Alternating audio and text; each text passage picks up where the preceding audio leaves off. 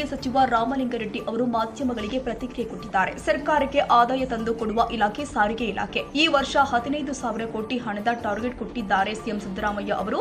ಆ ನಿಟ್ಟಿನಲ್ಲಿ ಅಧಿಕಾರಿಗಳು ಕಾರ್ಯಪ್ರವೃತ್ತರಾಗಬೇಕು. ನಮಗೆ ಸಿಬ್ಬಂದಿ ಕೊರತೆ ಕೂಡ ಇದೆ. ನೇಮಕಾತಿ ಪ್ರಕ್ರಿಯೆ ನಡೀತಾ ಇದೆ. ಬೆಳಗಾವಿಯಲ್ಲಿ ಬಸ್ ಕೊರತೆ ಹಿನ್ನೆಲೆ 2,000 ಬಸ್ಗಳ ಖರೀದಿಗೆ ಮುಂದಾಗಿದ್ದೀವಿ.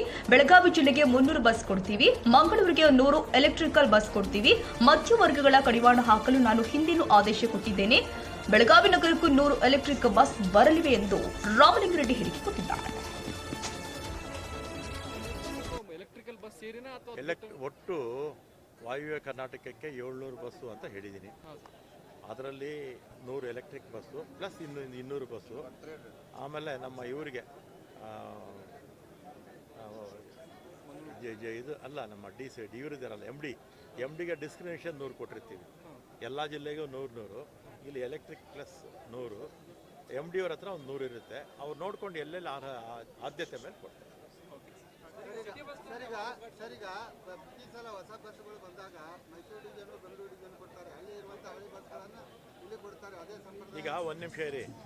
ನಾನು 4 ವರ್ಷ 4 ತಿಂಗಳು ಹಿಂದೆ ಮಿನಿಸ್ಟರ್ ಆಗಿದ್ದೆ. ಯಾವತ್ತಾದ್ರೂ ಕೊಟ್ಟಿದ್ನಾ? ಇಲ್ಲ, ಒಂದು ನಿಮಿಷ ಇರಿ. ನಾನು ಯಾವತ್ತೂ ಕೊಟ್ಟಿಲ್ಲ. ಆಮೇಲೆ ಈ ಸಲಿನೂ ಕೊಡಲ್ಲ.